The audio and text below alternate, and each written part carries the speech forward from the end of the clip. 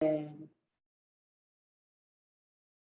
hello, hello. Oh, I Hello. love your unicorn, Yako. Today is a unicorn day. Today is How a are you? unicorn. You are a flower on the top? I'm a flower on the top. I thought it might go with my kind of pinkish look here.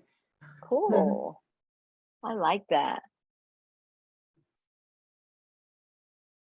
Yeah, so here we are, ready to have a little chat today, and we're talking about the sutras of Patanjali. Um, and we're still in the first book, and we are now moving on to number 13 of the first book. And it might be good to just remind what number 12 was, because that was quite an important sutra. Number 12 states that these mental modifications are restrained by practice and non-attachment. So Abhyasa, and I can't say the other one. It has like too many A's in it for me. Varyagra. Vairagya. I know. Vairagya. Varag, Varagya. Varagya, Vairagya. which is Vair the non-attachment.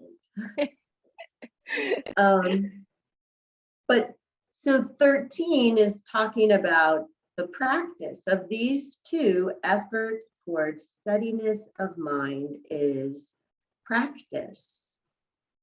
And we're talking about, what constitutes a practice. And um, in the description of the sutra, um, Swami Satchidananda points out that the the main point is that a practice is not just once or twice or even just 3 times. A practice becomes something that is repeated more. I think he's saying that the practice actually becomes something that you incorporate into your daily life in some way. mm, right. More routine or more even, one of the lifestyle kind of. Right. And I know when we first were doing our training under Sherry, do you remember Mhm. Sherry Cooper? Oh, of Um, course. yeah, she was such a powerful influence for both of us. But one question that she asked once was, who has a daily practice? And at that time, my daily practice was in front of my daily asana practice was in front of the coffee pot in the morning. Because while the Ah, coffee was going, I could do a couple of yoga poses, and then the coffee was made, and then there's breakfast, and you got to do everything for the kids to get the kids off to school, and the whole day just like blah, blah, blah, blah, blah. And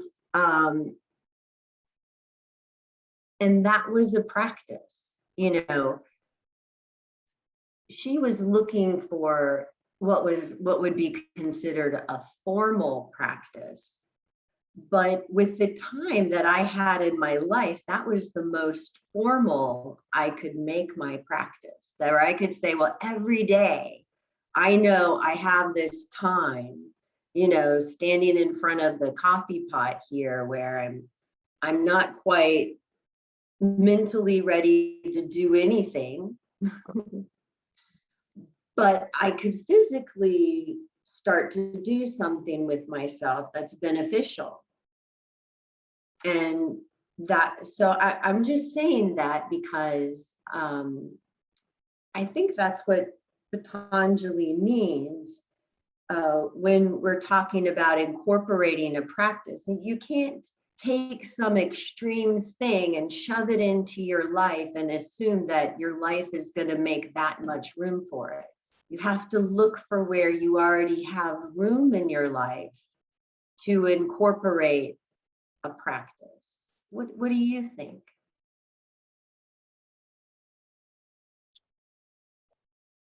I think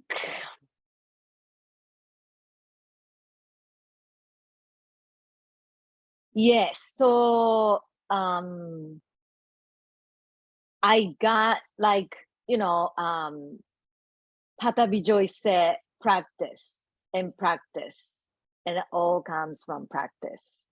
And that's so if you stop or like not, continuous, then it doesn't, effective. So always we need to go back to the practice and everyday practice. That's the kind of meaning to me.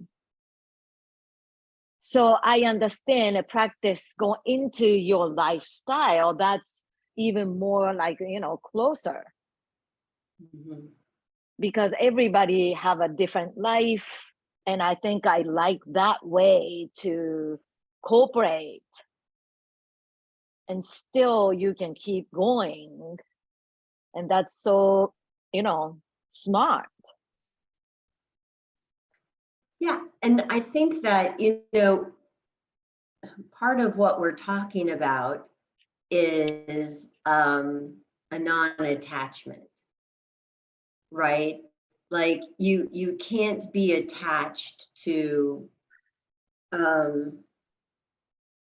some glorious ideal of a practice if you're not able to actually do that type of practice. You have to be non-judgmental enough to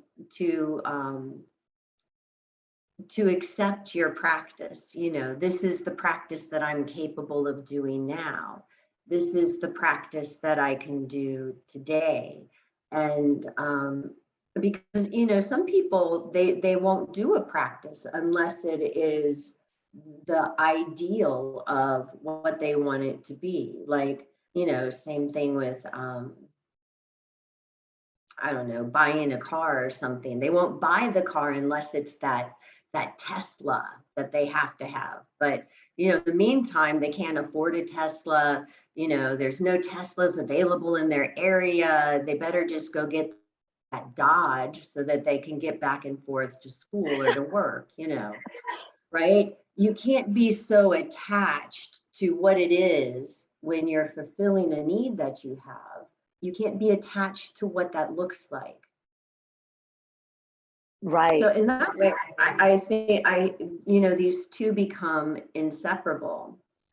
Right now, we're talking about the practice and that the practice is so important. And in number 14, we hear about that the practice becomes firmly grounded when well attended to for a long time, without break and in all earnestness. And that refers to what you were saying about Patabi Joyce and the practice message that you got from that. And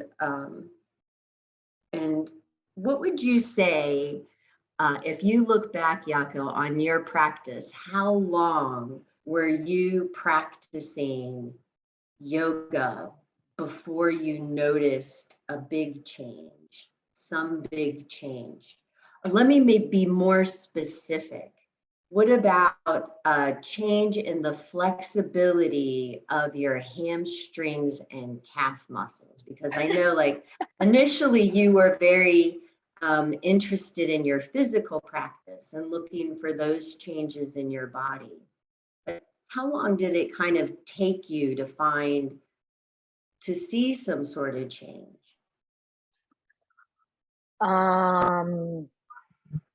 Definitely couple years.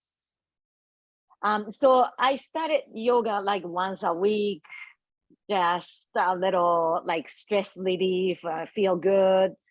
And then more practice going to, more and more. And so to me, my practice started more than 3 times a week or even more. And I started doing home practice by myself, not long time, but like 20 minutes, 30 minutes practice every day at least. And then I noticed about 2 years in her class, you just say Sherry's class. And one day I didn't expect it. Yes, I was not attached because I know I have a quite tight body. That's what I believed. So I didn't expect it to go really like bending. But then one day, Sherry Magic, she guide us gradually go into, and my practice becomes more continuous and steady. And one day I was like surprised by myself and like, wow, I came this much. So it takes a long time, I think. It very well, it can take a very long time, depending on what it is, what are your goals, Right. But what's interesting about what you said though is the non-attachment. Then suddenly you find, oh wow, look how much I've changed. I never thought my body would change in this way. And if you had been attached to some idea of what you should change into, you might have never seen the ways that you actually did change. Right. Because, that moment, Sherry sometimes introduce some words somebody say or poem or whatever. And she said, enjoy each, slowness is the beauty of the yoga. And I loved it. And so not quickly change, but like slowness, that's a continuous practice is the beauty. So I think I like it. How about you?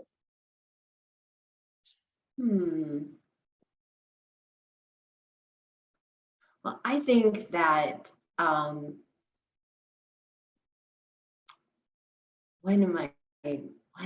what is the question? Sorry.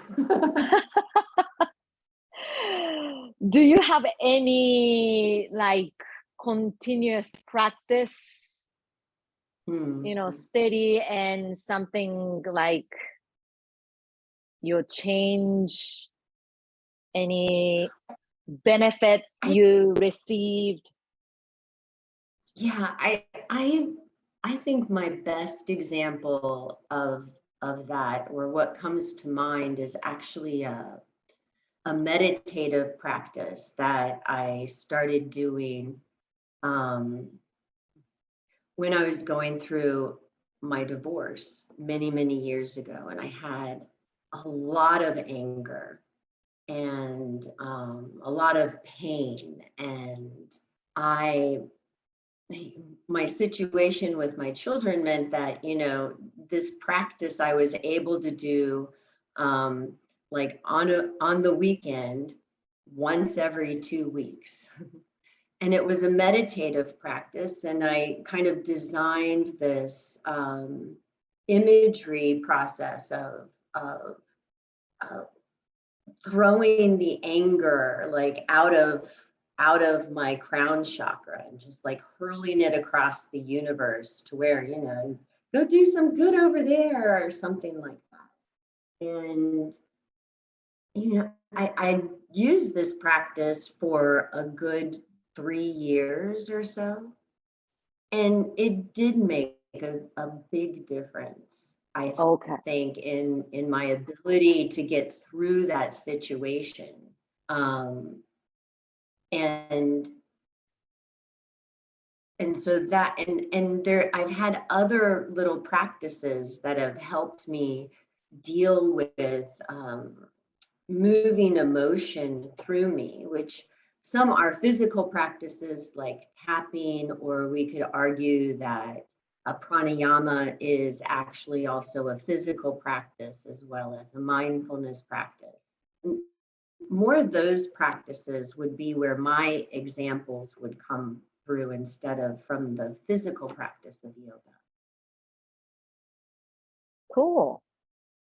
And that's one of the great things about yoga, Yako, is that, you know, maybe you don't have a regular physical practice, but maybe you have a regular mindfulness practice or a regular breathing practice. Or a Breathing regular always. self-study practice. Right. Yes. Let's keep going our practice like Abhyasa. That's right. And that should cue us into next week. We'll come back for a little chat and maybe we'll talk about the non-attachment aspect some more, moving through our sutras here in the first book. Sounds good. It should be complementary. Yeah. Okay, so have a wonderful day. Nice chat, Lee. I'm going to go look at some real flowers. I hope maybe you can find a real unicorn today. I hope so. Yes. All right. Bye. Bye, Yako. Love you. Love you.